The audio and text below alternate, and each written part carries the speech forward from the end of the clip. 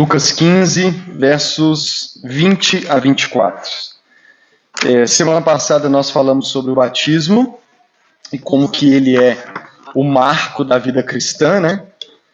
E como que ele é o que envolve, qual o significado que está por trás do ritual que é o batismo na vida daqueles que se arrependem dos seus pecados e, vamos dizer assim, né, voltam para a casa do Pai, que é a comunhão dos que creem, né?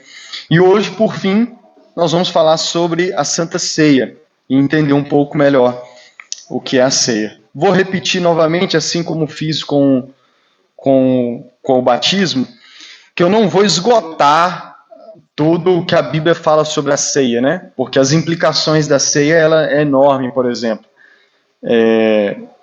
Mas eu vou abordar um aspecto que inclusive encaixa com essa parábola e a gente já vai ter um panorama de como, vamos dizer assim, né?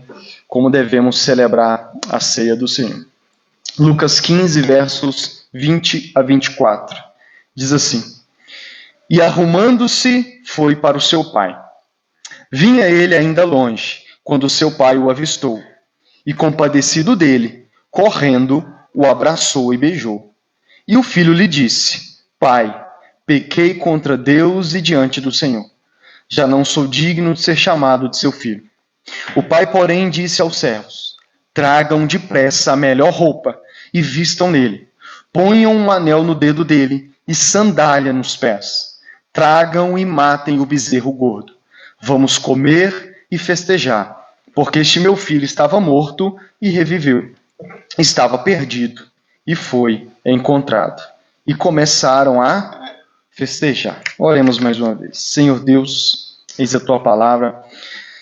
Fale aos nossos corações, Senhor, mais uma vez, mais um domingo, para que possamos contemplar a glória do Senhor na face de Cristo. E para que possamos compreender nessa tarde, Senhor, o que é a ceia, o que é essa mesa do Senhor, essa ceia do Senhor, essa santa ceia, Deus, e a importância dela para a vida cristã, e qual é o verdadeiro significado que está por trás dela, Senhor, que torna ela algo fundamental, assim como o batismo, na vida de todo pecador que se arrepende e volta-se pela fé em Cristo Jesus a Deus Pai. Em nome de Jesus, amém. Pegando em Lucas 15 a volta do filho pródigo, quando ele volta e ele começa a sua confissão ao pai, o pai o interrompe, né, de tudo que ele havia planejado dizer, e o pai manda trazer a melhor roupa, manda trazer um anel, manda trazer sandália e manda vesti-lo. E aí eu mostrei a semana passada como que isso pode nos apontar para o batismo. E o que o pai faz também, ele manda trazer o melhor bezerro gordo, que na cultura da época, esse bezerro que eles iam engordando era reservado para momentos especiais. Ele não era matado, ele não era feito todo final de semana num churrasquinho ali para aquele almoço de domingo, não. Este bezerro, esse bezerro ao qual o pai se refere, mande trazer o bezerro gordo, ele era reservado para ocasiões especiais, quando recebia uma visita especial, ou quando tinha um motivo de celebração, assim, daqueles que temos que celebrar de forma especial. E quando o filho volta, o pai manda matar esse bezerro gordo. E ele manda matar o bezerro gordo para que eles fizessem um grande banquete, o que fica implícito aqui, para que eles comessem e festejassem. Por quê? Porque o filho que estava morto reviveu, estava perdido e foi achado.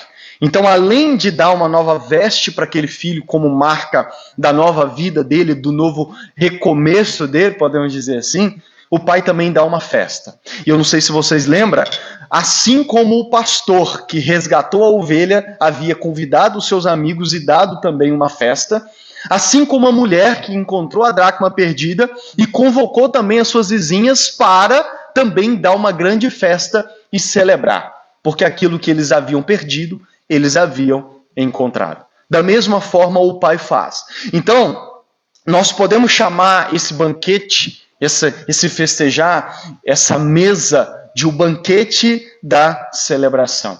Porque fazia parte dessa celebração, não apenas de que o filho havia voltado, não apenas de que o filho perdido havia sido encontrado, não apenas de que o filho morto tinha revivido, mas com certeza, aquele também era o primeiro dia, era a primeira refeição das muitas que ele iria ter com o pai naquela nova vida dele. Amém? Então, a partir daquele dia, aquele era um marco de que, meu filho, se antes você estava vivendo afastado e estava vivendo no meio dos porcos, e qual que era a comida que ele desejava? Você se lembra que o que ele desejava comer era as alfarrobas que o pessoal dava para os porcos.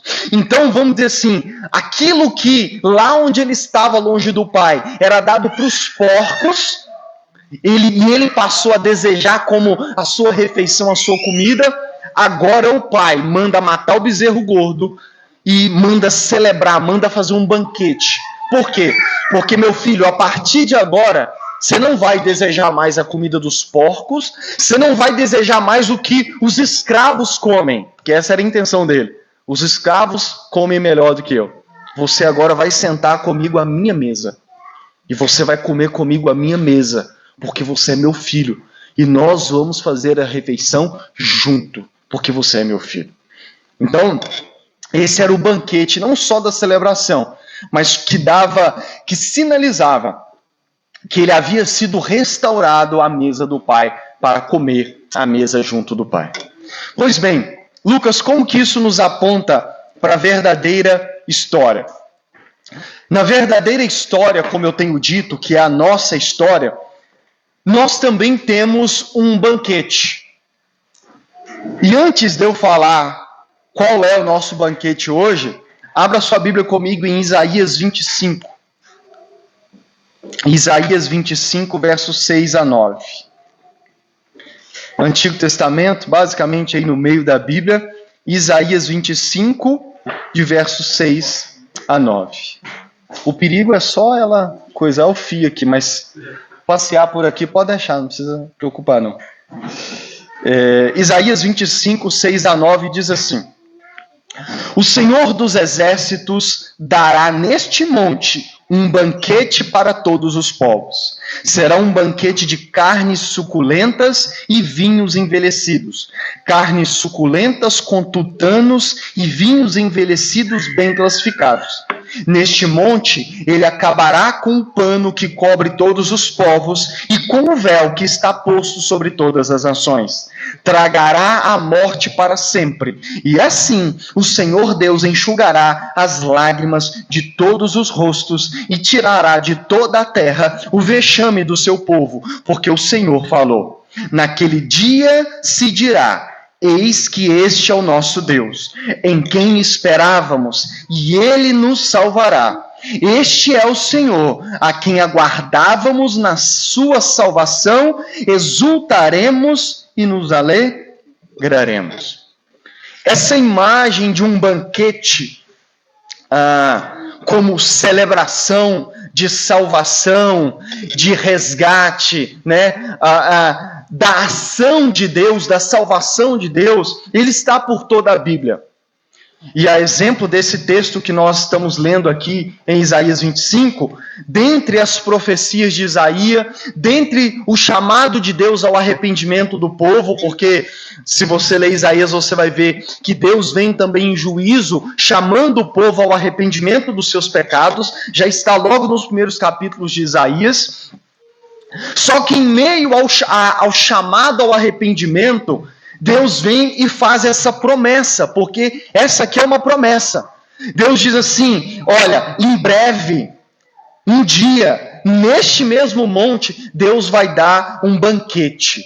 E não só para o povo de Israel, mas para todos os povos. E aí ele diz: e naquele dia Deus vai fazer um banquete com carnes suculentas, com vinho envelhecido. Vocês sabem que o vinho, quanto mais velho, dizem que é melhor. E aí Deus diz, e Deus nesse dia vai tragar a morte, e assim Deus enxugará as lágrimas de todos os rostos e tirará o vexame de todo o povo. E naquele dia se dirá, eis que este é o nosso Deus, em quem esperávamos, e ele nos salvará. Este é o Senhor, a quem aguardávamos, e na sua salvação exultaremos e nos alegraremos. O povo imerso ao pecado, Deus os convocando ao arrependimento, e Deus faz essa promessa. O profeta diz, vai chegar um tempo em que neste monte Deus vai nos dar um grande banquete, porque ele vai tragar a morte, ele vai tirar todo o vexame, a ideia é uma purificação de pecados, e Deus vai tragar a morte. E naquele dia nós vamos dizer, esse é o Deus que nós esperávamos, o Deus que nos salvará. Esse é o Deus que nós aguardávamos. E aí Isaías diz, e na sua salvação nós nos exultaremos e nos alegraremos. Essa imagem de um banquete como um banquete de celebração da salvação de Deus está por toda a Bíblia. E por esse verso nós percebemos que após ouvir essa promessa de Deus por meio do profeta, o povo de Israel tinha essa expectativa de que quando o Messias viesse, parte dos sinais de que o Messias havia chegado é que Deus daria um grande banquete. Então essa imagem de um grande banquete, do Deus que salva, dá um grande banquete, e ele ser o marco também, a celebração da salvação, do enxugar das lágrimas, daquela salvação que era aguardada, que era esperada por toda a nação de Israel, e de que naquele dia o banquete vai ser um sinal de que nós fomos salvos, de que a salvação chegou, e de que nessa salvação que nós aguardávamos, nós vamos nos exultar e nos alegrar. Porque Deus irá nos salvar. Essa imagem de banquete, ela está em toda a Bíblia, como sinal da salvação de Deus. E quando nós chegamos no Novo Testamento, nós vemos vestígios dessa expectativa e dessa esperança na nação de Israel. Por exemplo, Lucas capítulo 14, verso 15, diz assim, ao ouvir tais palavras, um dos que estavam à mesa com Jesus lhe disse, bem-aventurado aquele que participar do banquete no reino de Deus. Jesus estava com várias pessoas à mesa, porque sempre que ele era convidado, ele ia participar de uma mesa, de um banquete com as pessoas, e não vou lembrar o contexto e não vou entrar nesses detalhes, mas diante daquele sentar à mesa com Jesus, alguém diz assim, bem-aventurado aquele que participar do banquete no reino de Deus. Diante de Jesus, diante daquele que veio dizendo, o reino de Deus chegou, eu sou o Messias, e diante daquele que estava fazendo vários sinais de que o Messias iria fazer quando viesse, alguém diante daquilo diz, bem-aventurado aquele que se assentar no banquete no reino de Deus. O que está por trás dessa frase? Essa expectativa desse banquete de salvação, que seria um dos sinais da salvação de Deus. Em Mateus 8,11, Jesus diz assim, digo a vocês que muitos virão do Oriente e do Ocidente e tomarão lugar à mesa com Abraão, Isaque e Jacó no reino de Deus. O contexto aqui é aquele contexto da salvação de pecadores recebendo o chamado de Jesus, e os fariseus, os mestres da lei não rejeitando, e aí Jesus diz assim, eu digo a vocês, que naquele dia muitos virão do Ocidente e do Oriente. Lembra que Isaías diz que nesse banquete da salvação, não só a nação de Israel, como todos os povos participariam do banquete? Jesus está falando a mesma coisa. Muitos virão do Oriente e do Ocidente, ou seja, povos de todas as nações. E o que Jesus diz? E eles vão tomar lugar à mesa com Abraão, Isaque e Jacó no reino dos céus. Jesus resgata essa imagem desse banquete da salvação. E ele diz que, num contexto em que muitos estavam se arrependendo e crendo, ele diz, muitos ainda virão de todos os cantos do mundo, e naquele dia tomarão lugar à mesa com Abraão, Abraão, Isaque e Jacó, que eram aqueles primeiros para quem Deus fez todas as promessas e que eram os pais da nação de Israel. Em Mateus 22, verso 2 e 4, Jesus diz assim: o reino dos céus é semelhante a um rei que preparou uma festa de casamento para o seu filho. Verso 4, enviou ainda outros servos dizendo, digam aos convidados, eis que já preparei o meu banquete, os meus bois e animais da engorda já foram abatidos e tudo está pronto, venham para a festa. Aqui em Mateus 22, Jesus está falando da salvação que ele veio estender, e ele usa uma parábola, ele diz assim, o reino dos céus é semelhante a um rei que preparou uma festa de casamento para o seu filho. E quando ele preparou uma festa de casamento para o seu filho, ele mandou convidar as pessoas. E dizer, digam aos convidados, eis que já preparei o meu banquete, os meus bois e animais da engorda já foram abatidos. Lembra? O animal que era preparado para isso, já foi abatido e tudo está pronto. Venham para a festa. E se você ler toda a parábola e todo o contexto de Mateus 22, você vê que Jesus estava dizendo, através dessa parábola, que o chamado à salvação é como um rei que prepara um banquete para o seu filho de casamento e manda convocar as pessoas. Em outras palavras, nesse sentido, nessa parábola, o chamado à salvação é um convite para participar de um grande banquete, que um grande rei está preparando para o casamento do seu filho. E atender a esse convite para fazer parte do banquete é atender o chamado da salvação. Ou seja, nessa parábola Jesus está dizendo que a salvação é ter esse privilégio de receber esse convite para participar da grande festa de casamento para o filho. Em Apocalipse, capítulo 19, versos 6, 7 e 9, olha o que Apocalipse diz, olha o que João diz. Lembra que Apocalipse é Deus revelando para João coisas que aconteceram, que estavam acontecendo e que iriam acontecer no futuro. E olha o que João diz que ele viu. Então ouvi o que parecia ser a voz de uma grande multidão, uma voz como de muitas águas e como de fortes trovões, dizendo, aleluia, pois reina o Senhor nosso Deus, o Todo-Poderoso.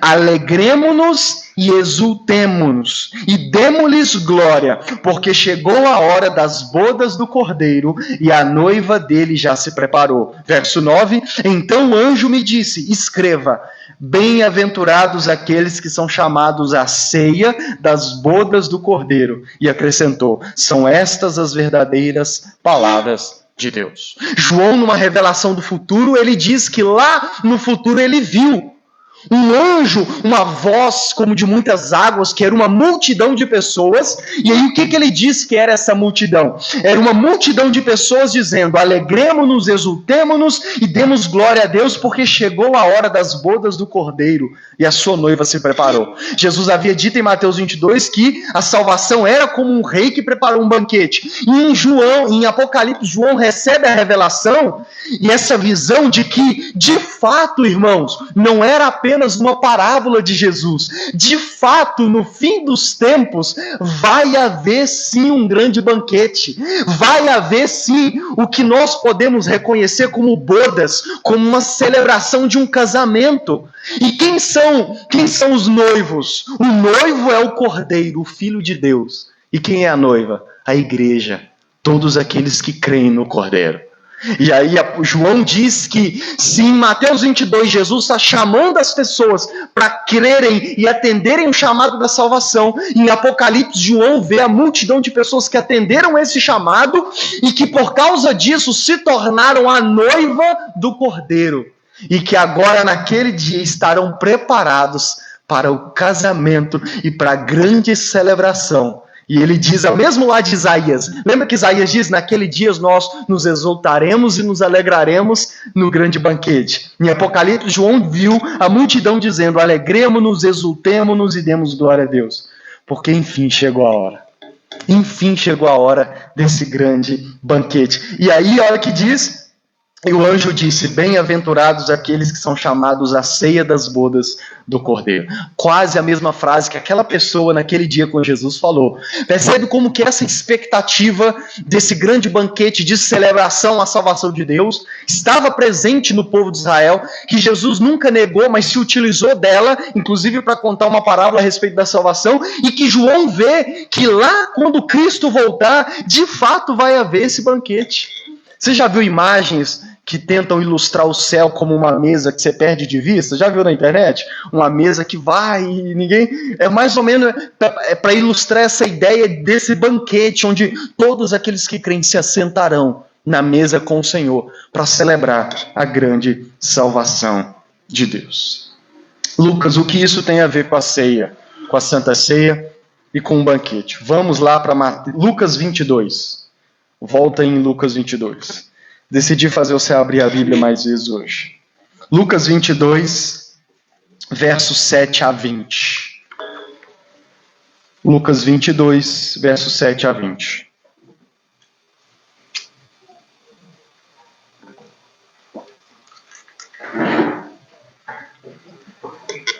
Diz assim, Lucas 22, 7 a 20.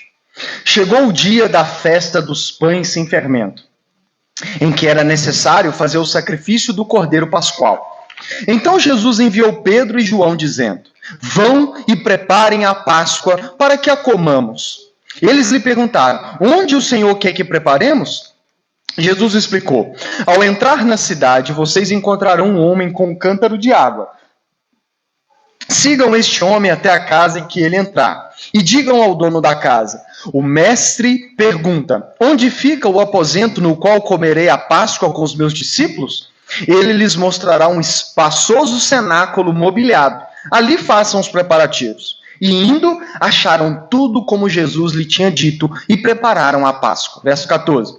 Chegada a hora, Jesus se pôs à mesa e os apóstolos estavam com ele. Então Jesus lhe disse: tenho desejado ansiosamente comer essa Páscoa com vocês, antes do meu sofrimento. Pois eu lhes digo que nunca mais a comerei, até que ela se cumpra no reino de Deus. E pegando um cálice, depois de ter dado graças, disse: peguem e repartam entre vocês. Pois eu digo a vocês que de agora em diante não mais beberei do fruto da videira, até que venha o reino de Deus. E pegando um pão, tendo dado graças, o partiu e lhes disse, dizendo: isto é o meu corpo que é dado por vocês. Façam isso em memória de mim. Do mesmo modo, depois da ceia, pegou o cálice, dizendo: este cálice é a nova aliança no meu sangue, derramado por vocês. Até aí. O que nós temos aqui? Chegou o dia, o período em que os judeus celebravam a Páscoa. O que era a Páscoa, Lucas? A Páscoa era um grande banquete. A Páscoa era um banquete de celebração. A Páscoa, os judeus praticavam ela, celebravam ela uma vez por ano. Porque o próprio Deus havia instituído em Êxodo capítulo 12 que eles assim o fizessem. Para te ajudar a lembrar, o povo de Israel foi escravizado 400 anos no Egito. Deus então chama Moisés e usa Moisés para libertá-lo. O faraó resiste, Deus começa a enviar pragas até o Egito para quebrantar o coração de faraó até que ele libertasse o povo. Você se lembra qual foi a 10ª praga, a última? A 10ª praga foi a morte dos primogênitos. A morte de todos os primeiros filhos de todas as famílias dos egípcios. Porque Deus diz assim para Faraó: Israel é o meu primogênito, é o meu primeiro filho. Em outras palavras, é a primeira nação que eu tomei para mim, né? E você não quer deixá-los ir para que me adore no deserto. Então eu vou matar todos os seus primogênitos. E aí Deus marca o dia e Deus vira para os israelitas, para o seu povo, para os judeus e diz assim: o que vocês vão fazer nessa noite? Vocês vão matar um cordeiro sem mancha, sem mácula, perfeito. Vão matar o cordeiro e vão fazer um grande jantar, onde vocês vão comer esse cordeiro. Só que vocês vão pegar o sangue dele antes disso e vão passar nos umbrais das portas. E vão, nessa noite, celebrar, comer e se alegrar. Por quê? Porque Deus diz assim: nessa noite, quando o espírito da morte passar, na casa em que ele vê o sangue na porta, ele vai passar por cima. Ou seja, o espírito da morte não vai entrar nessa casa e não vai matar o primogênito que ali estiver. Então o espírito da morte vai passar por cima e vai atingir apenas os filhos dos egípcios. A palavra Páscoa significa passar, que vem disso que Deus disse: o espírito da morte vai passar por cima. E Deus diz assim: e a partir de hoje, vocês vão instituir esse memorial como prática perpétua, como estatuto perpétuo. Quando vocês estiverem lá na terra para onde eu vou levar vocês, uma vez por ano, e aí ele dá o mês certo, vocês vão celebrar a celebração da Páscoa. E o que vocês vão celebrar? Vocês vão celebrar essa Páscoa uma vez por ano para se lembrar de que vocês eram escravos e eu os libertei. E de que, principalmente, naquela noite, por causa do sangue daquele cordeiro, o espírito da morte não alcançou vocês. E vocês foram libertos da sua escravidão, libertos, inclusive, da morte. Êxodo 12, verso 24 a 27, resume dizendo assim: Moisés dizendo ao povo: portanto, guardem isso por estatuto, para vocês e para os seus filhos, para sempre. E quando estiverem na terra que o Senhor lhes dará, como prometeu, observem este rito. Observem este rito. Quando os seus filhos perguntarem: que rito é esse? Respondam: é o sacrifício da Páscoa ao Senhor, que passou por cima das casas dos filhos de Israel no Egito, quando matou os egípcios e livrou as nossas casas. Então o povo se inclinou e adorou. Então o povo, já começando naquela noite, praticou isso, pela fé, porque você imagina naquela noite, passando sangue lá e você na expectativa de: será que vai dar certo? Já parou para pensar? Então eles celebraram: será que a gente vai poder ficar jantando, celebrando aqui e de fato os primogênitos nossos não vão morrer? Então eles celebraram aquela prática pela fé. E de fato aconteceu. Nenhum dos primogênitos dos judeus morreram. E eles foram libertos e desde então, eles praticam a Páscoa e celebram a Páscoa uma vez por ano, como Deus ordenou, para se lembrarem da libertação do Egito, de que Deus passou por cima e não matou os seus primogênitos, e de que eles foram salvos pelo Senhor. E uma vez por ano, eles sacrificam o cordeiro e matam e celebram. E aí Deus ainda diz, futuramente vocês ainda vão chamar vizinhos para celebrarem juntos com vocês. Portanto, nesse período, no final de semana da Páscoa, na semana da Páscoa, que eles celebravam, era uma semana, Jesus reúne os seus apóstolos e diz assim: vão preparar a Páscoa, esse banquete da Páscoa para nós. E aí eles perguntam: onde nós vamos preparar? Jesus dá instruções para eles seguem, encontram a casa de um homem, vão e preparam a Páscoa. E aí, voltando ao verso 14, Jesus então diz assim: chegada a hora, Jesus se pôs à mesa e os apóstolos estavam com ele. Percebe que aqui não havia uma multidão com Jesus. Estavam seus apóstolos. E aí Jesus senta com eles e diz para eles: tenho desejado ansiosamente comer esta Páscoa com vocês, antes do meu sofrimento. Pois eu lhes digo que nunca mais a comerei, até que ela se cumpra no reino de Deus. Preste atenção. Jesus se reúne com eles e diz: eu estava ansioso para comer essa Páscoa. Lucas, Jesus nunca tinha celebrado a Páscoa com eles? Não, todo ano celebrava. Mas por que essa era especial?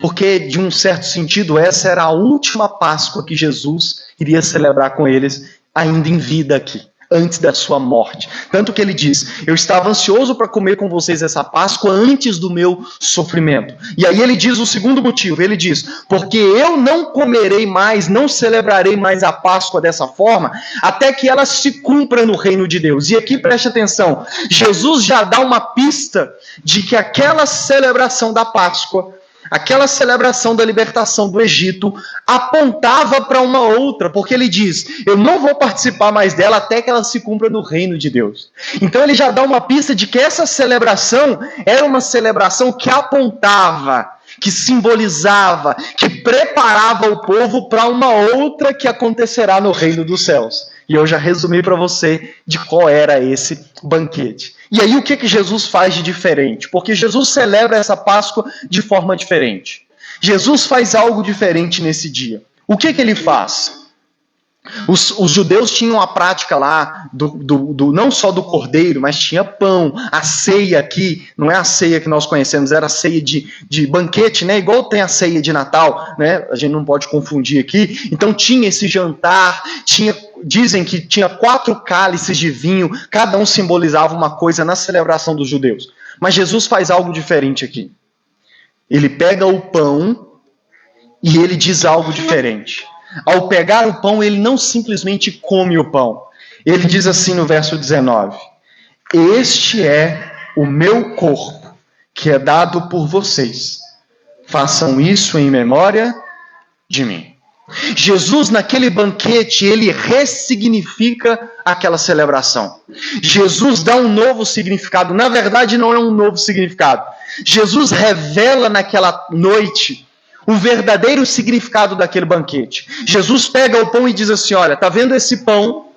Este aí é o meu corpo. Façam isso em memória de mim. Todas as vezes que a partir de agora vocês comerem esse pão, vocês vão se lembrar, vocês vão trazer a memória de que esse pão é o meu corpo, o corpo que é dado por vocês. Jesus começa aqui também a dizer que ele iria dar o seu corpo por eles. E Jesus dá o significado e diz: todas as vezes que a partir de agora vocês se reunirem para celebrar a Páscoa, vocês vão se lembrar que esse corpo, que esse pão é o meu corpo que eu dou por vocês. E Jesus aqui anuncia ao seu sacrifício na cruz, a sua entrega na cruz do Calvário, a entrega do seu corpo moído, esmagado pelos seus discípulos. E ele também faz uma alusão também ao Cordeiro Pascual, porque assim como naquele dia da Páscoa, lá em Êxodo, um cordeiro foi morto, um cordeiro puro, sem mancha, sem mácula, perfeito, foi sacrificado, e por causa do seu sangue, o espírito da morte passou. Jesus está dizendo: eu serei o cordeiro que irá ser entregue à morte, para que a morte passe sobre vocês e não mais venha sobre vocês. Paulo diz assim em 1 Coríntios 5,7: pois Cristo, o Cordeiro de Deus, foi sacrificado por nós. Em algumas traduções diz: pois Cristo, nossa Páscoa. Então aqui Jesus está dizendo que, olha, o meu corpo, lembrem-se a partir de agora que eu vou entregar o meu corpo por vocês. Eu vou ir como um cordeiro mudo, sem mancha, sem mácula, perfeito, porque eu não tenho pecado, mas eu irei ser sacrificado por vocês.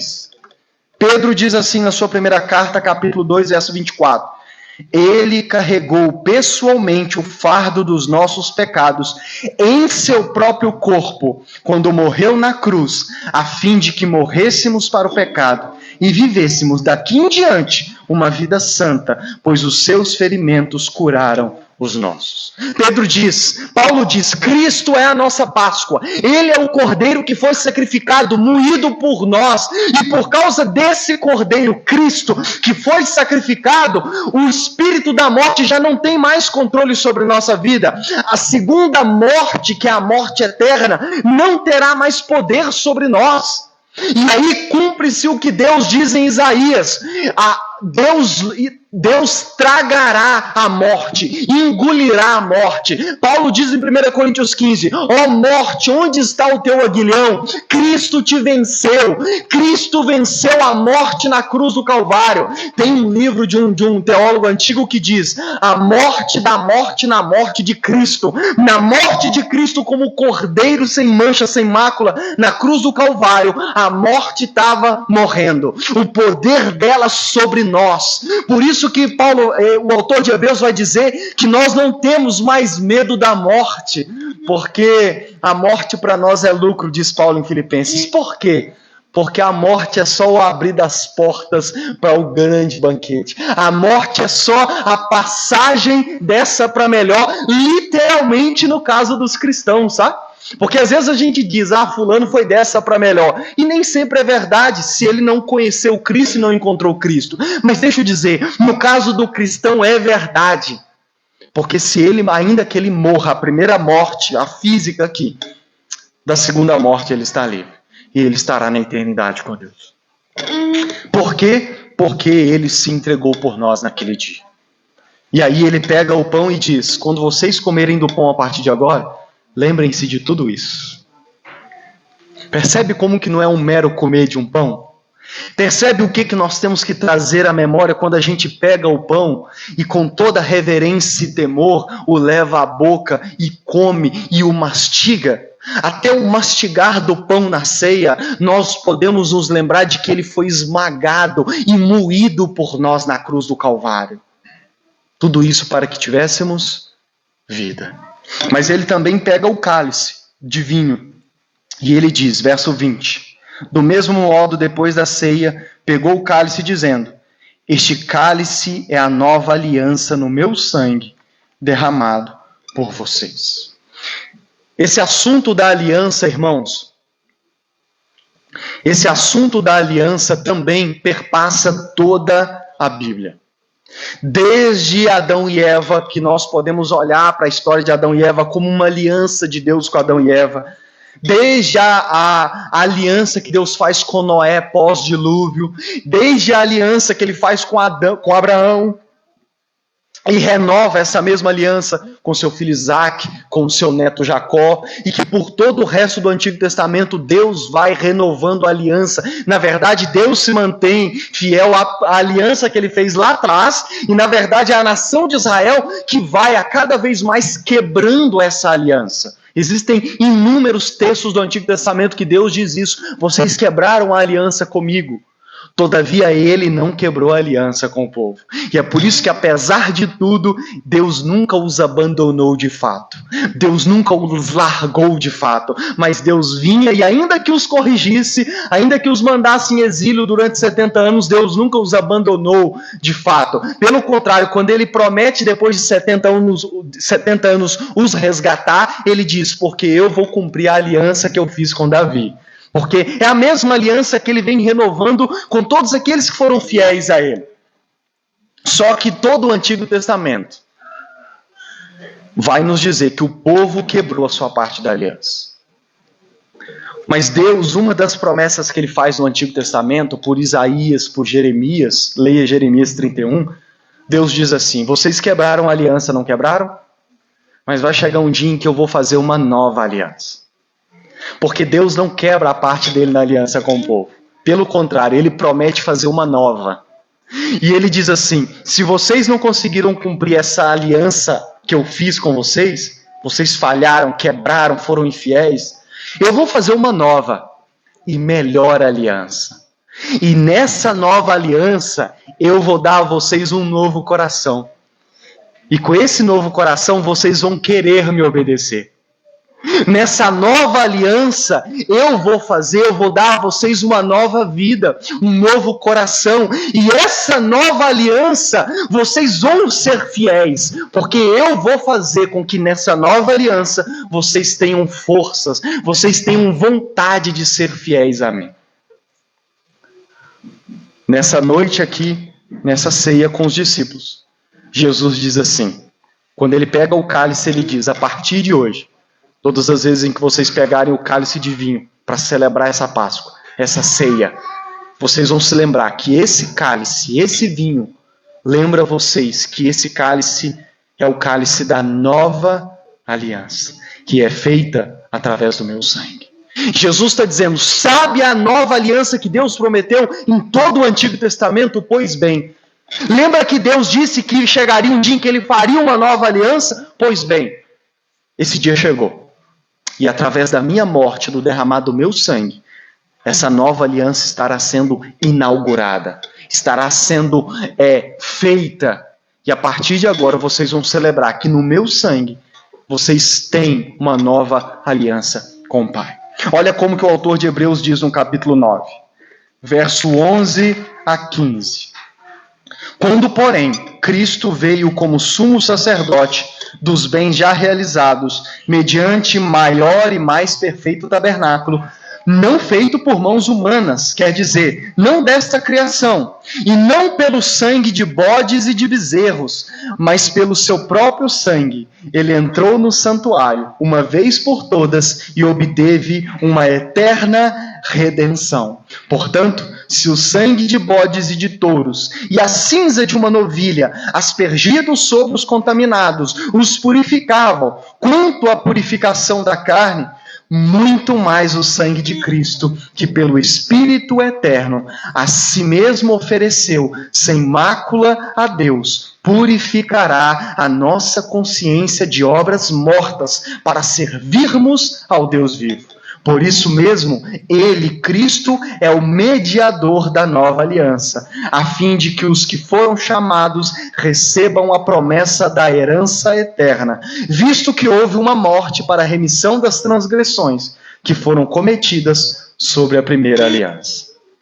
Esse texto é muito profundo, Hebreus é muito profundo. Eu ainda em breve farei uma série em Hebreus. Hebreus é uma das cartas mais profundas do Novo Testamento. Mas o que Hebreus está dizendo aqui para resumir para você? Hebreus está trazendo à memória todos os sacrifícios que eram feitos no Antigo Testamento, não só o da Páscoa, amém? Não só o da Páscoa. Lembra que em Levítico Deus institui várias leis, que às vezes é até chato a gente ler Levítico, oferece tal coisa, oferece tal animal, e tudo aquilo. E naquela época o povo era pecador, e como que eles mantinham uma relação com Deus? Através dos sacrifícios de animais. Eles sacrificavam animais, cordeiros, bodes e tal, e pegavam o sangue e jogavam sobre eles. E isso era a purificação. Em outras palavras, no Antigo Testamento, quando alguém se tornava impuro, ele sacrificava animais e com o sangue do animal ele era purificado dos pecados, era perdoado, e então ele podia entrar no templo, adorar a Deus e tudo mais. O que o autor de Hebreus está dizendo? O autor de Hebreus está dizendo que isso era na antiga aliança. Porque na nova aliança nós não precisamos mais sacrificar animais para que o sangue deles nos purifique.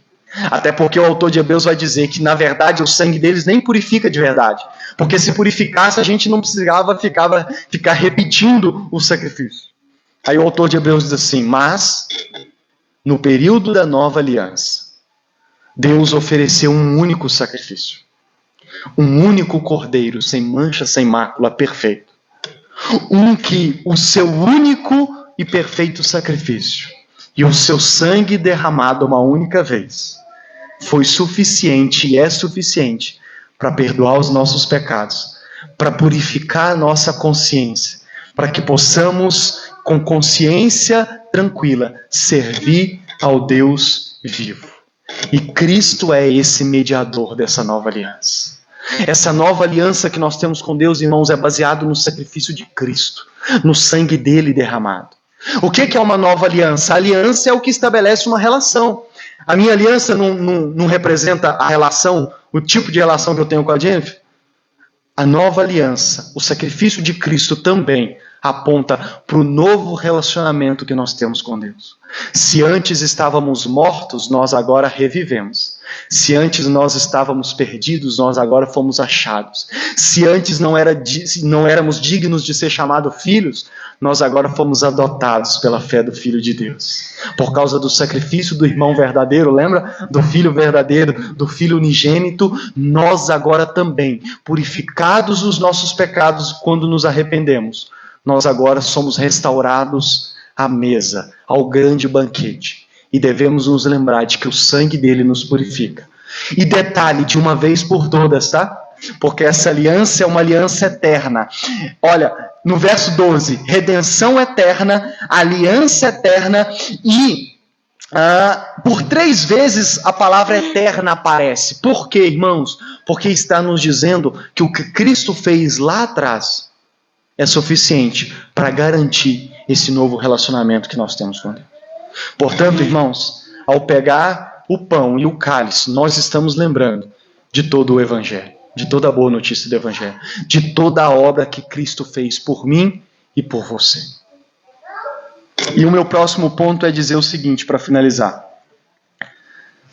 Jesus diz Fazei isto em memória de mim. Da mesma forma que Deus instituiu a celebração da Páscoa no Êxodo como estatuto perpétuo, ou seja, não tem fim. Enquanto vocês estiverem em vida, vocês vão praticar a Páscoa. Jesus deixa implícito a mesma coisa para a igreja. Na verdade, não de certa forma, também eterno. Mas o que ele diz? Da forma como nós estamos celebrando agora, com pão e com vinho, vocês vão celebrar até que chegue o dia em que nós celebraremos o verdadeiro banquete no reino de Deus. Então essa forma que nós celebramos a ceia é temporária, mas de certo sentido a celebração dessa salvação é eterna, porque nós começamos a celebrar aqui como igreja através da ceia, mas nós vamos viver a eternidade num grande banquete celebrando a salvação do nosso Deus. O que João viu em Apocalipse, nós ficaremos na eternidade celebrando, nos exultando e nos alegrando, porque a salvação foi consumada. E quando estivermos na eternidade, ela se consumará de uma vez por todas. Lembra que em Isaías Deus diz, eu vou enxugar do rosto todas as lágrimas? Apocalipse também João diz que lá na Nova Jerusalém, Deus enxugará dos nossos olhos todas as lágrimas. E lá não haverá dor, nem morte, nem sofrimento. Essas mortes por tragédia, essas mortes por doença, todo esse tipo de morte que ainda existe, nem isso haverá mais. As nossas dores que nós passamos nessa terra não haverá mais, porque lá na eternidade tudo enfim será perfeito, e enfim nós celebraremos isso num grande banquete, mas até lá nós celebraremos por meio do pão e do vinho, e isso até que ele volte, até que o grande dia chegue. Por isso que ele diz, olha, desse jeito eu não vou mais participar com vocês, mas vai chegar um dia em que nós vamos celebrar juntos, lá, na eternidade, quando eu enfim voltar para resgatar e levar, enfim, a minha noiva para habitar comigo eternamente. Paulo diz assim em 1 Coríntios 11, 26, no texto sobre a ceia, porque todas as vezes que comerem este pão e beberem o cálice, vocês anunciam a morte do Senhor, até que ele venha. A celebração da ceia, por que nós celebramos a ceia? Porque nós celebramos a morte de Cristo em nosso favor.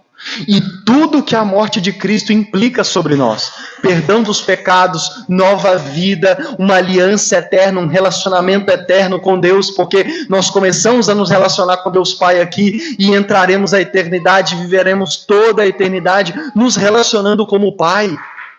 Há lugar para nós na casa do Pai. Lembra que João 14, Jesus diz, eu vou para o Pai, mas eu vou preparar um lugar para vocês. Eu vou preparar morada para vocês. Eu vou preparar o banquete para, enfim, nós celebrarmos lá na eternidade. E é por isso que, como igreja evangélica, que crê no Evangelho, nós, no mínimo uma vez por mês, nós celebramos a ceia.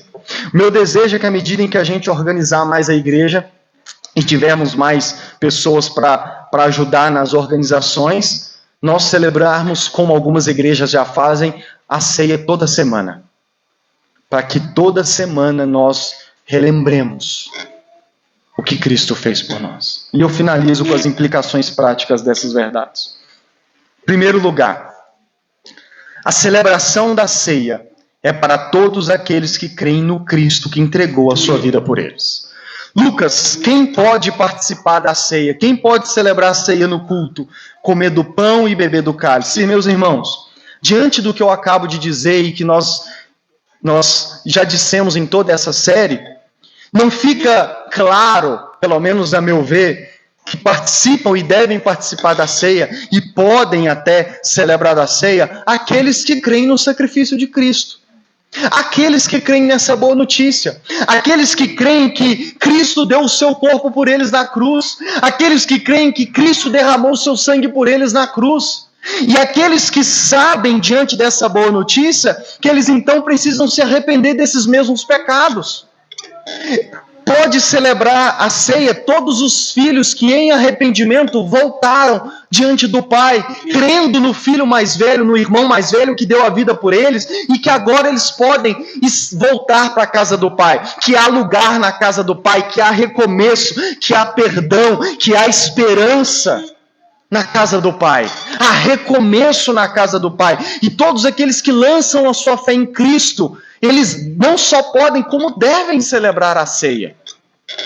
Agora, juntando as duas ordenanças de Jesus. Jesus instituiu o batismo e a Santa Ceia.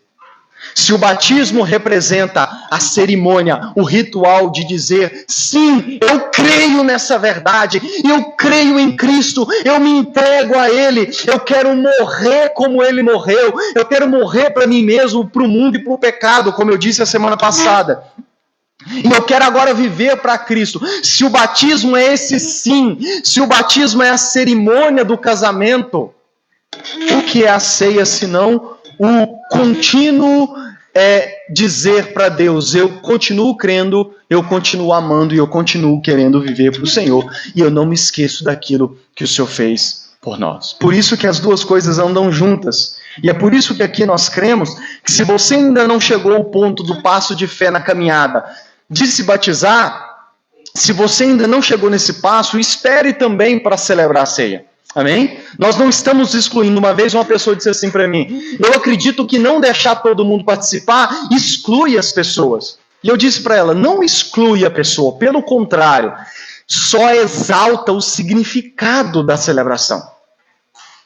Lembra que na Páscoa Deus diz assim, quando seus filhos perguntarem o que é isso, vocês digam, a gente come essa Páscoa por causa disso e disso e disso.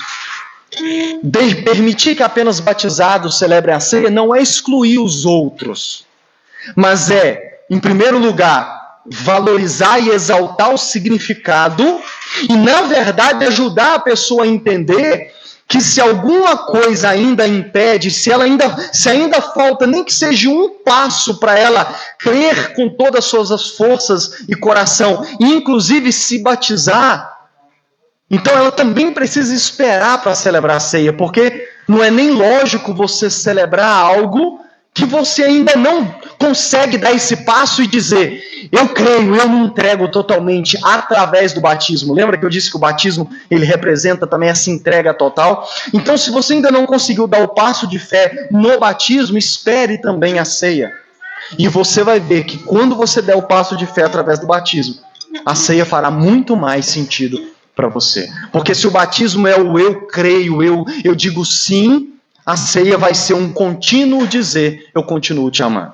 Da mesma forma como em 2017 eu me casei com a Jennifer e disse para ela no altar, sim, ter relação com ela, relacionamento com ela, todos os dias, é eu continuamente dizer para ela, eu continuo te querendo, eu continuo sendo seu, eu continuo crendo, eu continuo te amando. A segunda implicação disso, a celebração da ceia deve nos lembrar da segurança e certeza da nossa comunhão com Deus Pai por causa do Filho. Ao celebrar a ceia, irmãos, você precisa celebrar e lembrar-se da segurança e da certeza da comunhão que Deus tem com você. Lembra que o filho mais velho da parábola de Jesus, ele nunca tinha certeza do amor do Pai?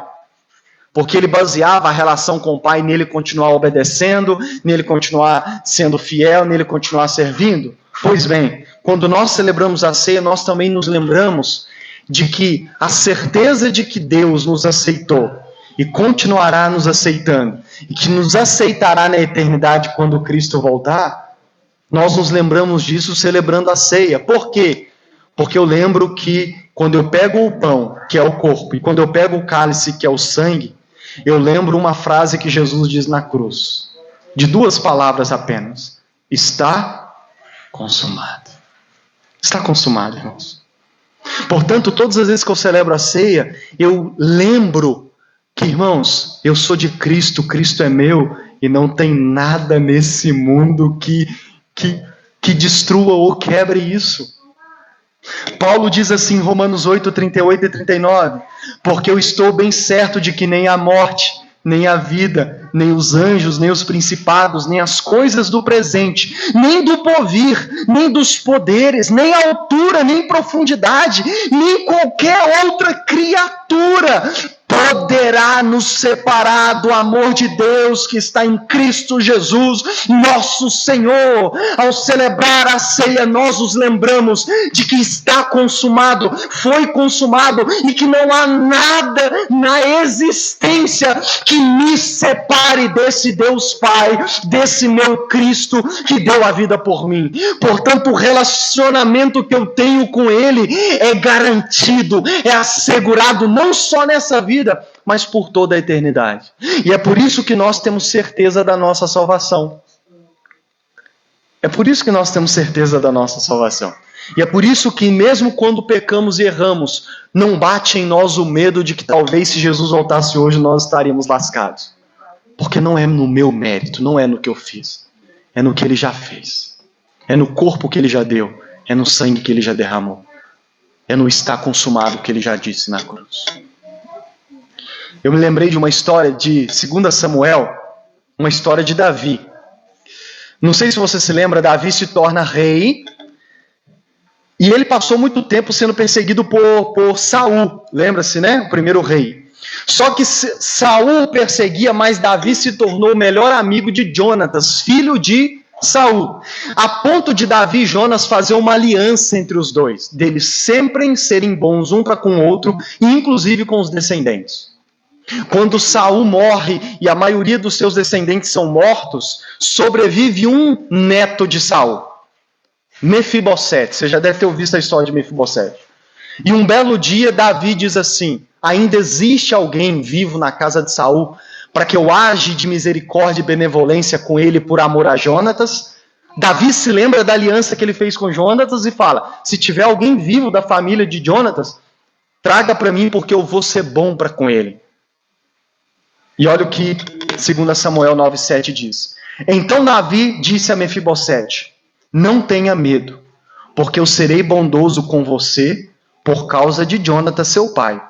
Vou restituir a você todas as terras de Saul, seu pai, e você sentará para sempre à minha mesa para comer.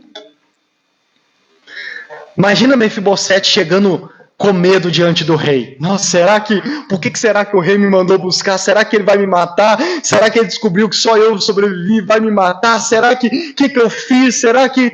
E aí ele chega, e quando ele chega diante do rei, o rei diz assim para ele: não precisa ter medo, porque eu vou ser bondoso para com você, por causa do seu pai, Jonas.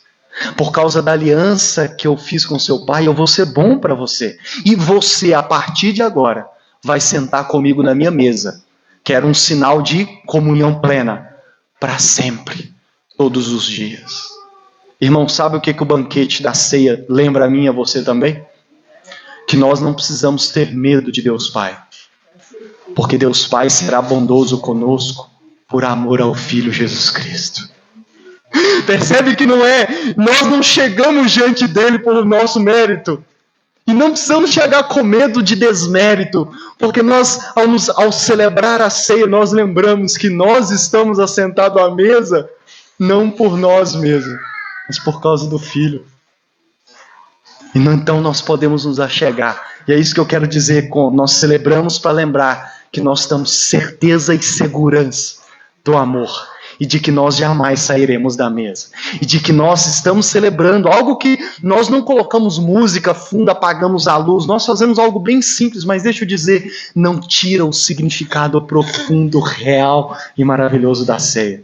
Porque nós estamos celebrando algo aqui que nos lembra de que lá na eternidade, viveremos a eternidade.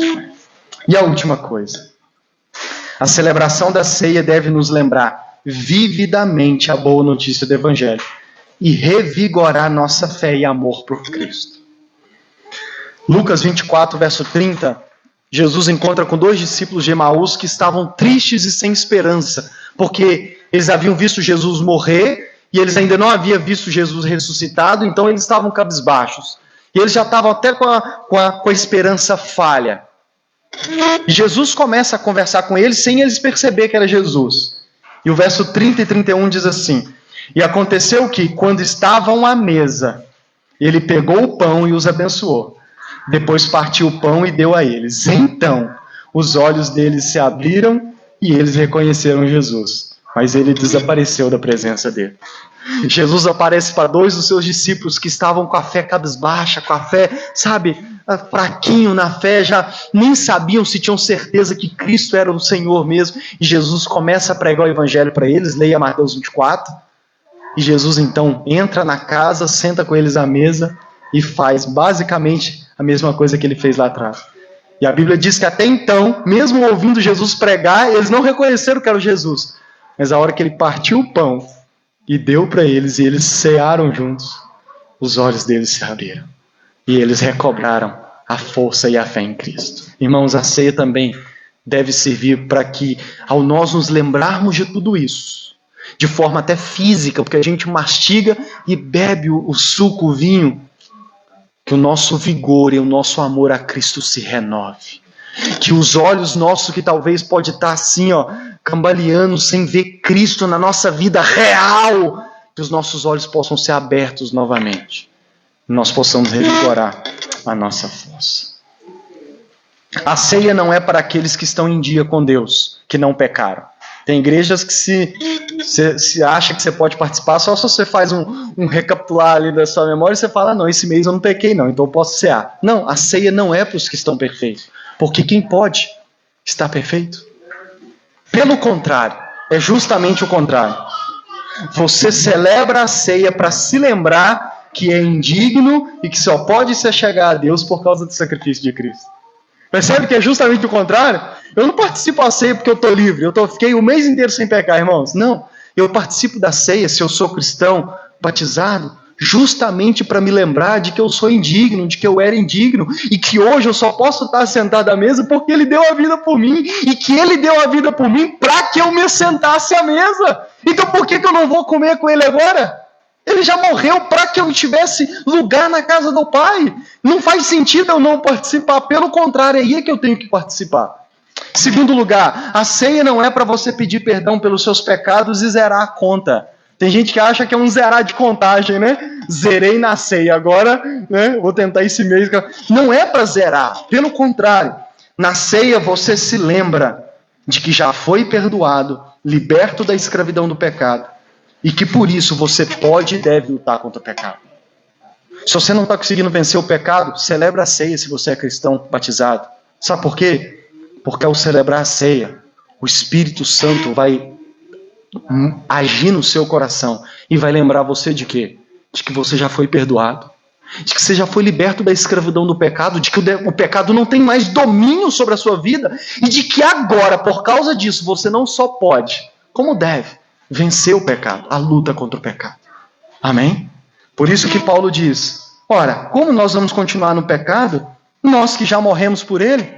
Quando nós pegamos o pão e lembramos que ele morreu, nós também nos lembramos que no batismo eu morri com ele. E se eu morri com ele, não tem por que eu ficar deixando que o pecado... Sabe, já viu aqueles filmes que o mocinho apanha, aí o treinador ou alguém que ele ama fala meia dúzia de palavras com ele, ele recobra a força, levanta, vai lá e sapeca o cara? Deixa eu dizer para você, na luta contra o pecado, a ceia tem esse objetivo. Lembrar você de que Cristo já venceu e de que você pode vencer. Portanto, levanta desse chão, vai e arrebenta com o pecado. Quem está me entendendo, Zé? E a última coisa... Ao celebrar a ceia, nós lembramos que bem-aventurados aqueles que são chamados à ceia das bodas do Cordeiro. Você se lembra que você foi convidado, você foi chamado, você foi aceito nesse banquete. Portanto, que você possa celebrar com alegria, exultando e glorificando a Deus, que te deu o privilégio, a graça de poder estar sentado com Ele à mesa. Amém? Fique de pé e vamos celebrá-la. Eu vou pôr aquela canção de novo e você pegue os elementos, você que é batizado. Lucas, eu ainda não me batizei ainda, então feche os seus olhos, ore a Deus, medita em tudo que você tem ouvido e tudo que você já ouviu e peça ao Espírito Santo que te ajude a dar esse passo de fé, de entrega total a Ele através do batismo, para que também você possa participar da ceia e celebrar junto com todos os demais toda essa verdade que nós vimos aqui. Enquanto você pega os elementos, nós vamos ouvir essa canção mais uma vez e em espírito de oração, já fale com Deus. Você pode participar do banquete. Fale com o seu pai.